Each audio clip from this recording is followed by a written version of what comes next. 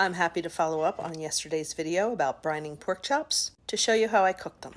These thawed in the brine for about 8 hours or so they are full of liquid. I like to make sure I blot them as dry as possible to get as good a sear as possible. Searing can be tricky with brining because of the moisture content of the meat. Cast iron is nice and hot with some neutral oil, but grilling is also a really good way to go with brined meat. Because of the high moisture content of the meat, I highly recommend a splatter guard to keep the splattering to a minimum. I gave these about 6 minutes on each side and then checked the temp. You want to make sure you cook pork to at least 145 degrees. I shoot for closer to 155, so I kept these on flipping every minute or so, which also gave them a much nicer sear.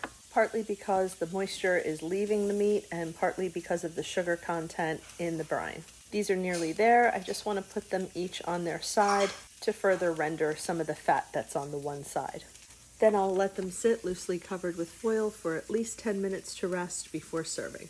What's nice about the brine is no matter how well done you cook the pork chops, you're still going to end up with juicy products. I just added some hot water to my skillet to make cleanup easier later. This is just what I was going for, medium well, nicely seared with some caramelization, but juicy and delicious. Happy eating!